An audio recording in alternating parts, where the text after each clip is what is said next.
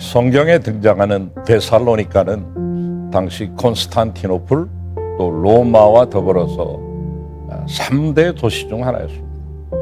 무엇보다도 데살로니가는 로마 전역을 묶는 대도로망, 그중에 비아 에그나티아라고 하는 이 대도로망 중에서도 가장 중요한 동양과 서양을 잇는 군사도로의 중심부에 위치해 있었습니다.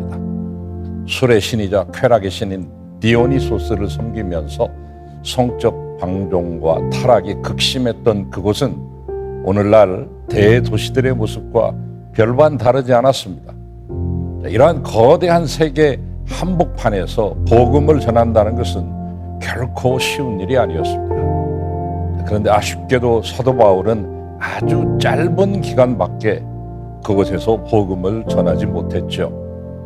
바울은 회당에서 3번의 안식일 동안, 그러니까 3주 동안 예수 그리스도의 십자가와 부활과 재림을 증거합니다. 그러나 그 짧은 복음 증거 기간 동안 엄청난 부흥의 역사가 있었습니다. 하나님을 사랑하고 섬기는 수많은 경건한 헬라인들이 바울이 전한 복음을 듣고 복음화됩니다. 놀라운 역사입니다. 바울은 그러한 데살로니가 교회에 감사를 표시하죠.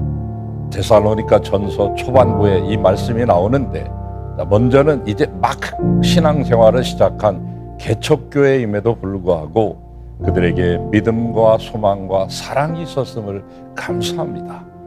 그곳에는 믿음의 역사, 사랑의 수고, 소망의 인내가 있었습니다.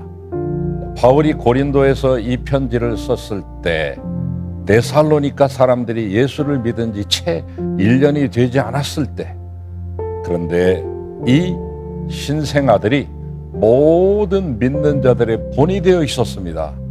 이에 바울은 감격하고 감사합니다. 너희가 마케도니아와 아가야 모든 믿는 자의 본이 되었는지라. 그들이 특별히 본이 되는 비결 중 하나는 많은 환난 가운데서도 큰 기쁨으로 말씀을 받은 것입니다. 사람의 소리로 듣지 않고 하나님의 말씀으로 받은 것이죠. 이처럼 본이 된다는 것은 얼마나 중요한지 모릅니다. 신앙생활을 잘하는 비결이 있어요. 성경 공부도 많이 해야 됩니다. 기도도 많이 해야 되겠죠. 그러나 더 중요한 것은 좋은 그리스도인들을 만나는 것입니다. 우리 인격의 성숙도 마찬가지입니다. 바둑도 나보다 수가 높은 사람과 둬야 느는 것처럼 신앙생활도 마찬가지입니다. 내게 도전이 되는 사람, 본받을 만한 사람이 있어야 합니다. 그와 함께 있어야 됩니다. 항상 시험 드는 사람과 있으면 진보가 없습니다. 좋은 영적 지도자, 그리고 좋은 그리스도인을 만나는 것은 우리 신앙생활에 무척 중요합니다. 오랜 세월 신앙생활 하는 것보다 더 중요한 것, 질적인 삶의 변화입니다. 좋은 교회에서 좋은 성도들과 함께 좋은 훈련 받으면 험악한 세월을 이길 수 있습니다. 바울은 고린도전서 11장에서 나를 본받으라 라고 말합니다. 이것은 자기를 자랑하려는 것이 아닙니다. 내가 지금 주님을 본받고 있기에 나를 본받으면 주님을 본받을 수 있다는 말입니다.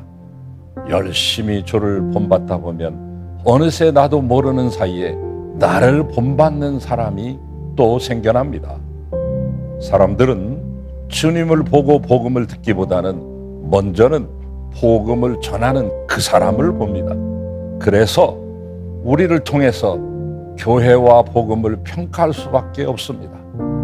내가 신실하지 못하고 다른 사람의 본이 되지 못하면 내가 전하는 이 복음은 버림받을 수밖에 없습니다. 우리는 세상의 본이 될 뿐만 아니라 믿는 자에게 서로 본이 되어야 합니다. 하나님의 형상을 이룬 사람들이 어떤 모습이고 예수 믿는 가정이 어떤 모습이며 예수 믿는 사람들의 공동체가 어떤 모습인지를 보여줄 사람은 다름 아닌 바로 여러분 자신입니다.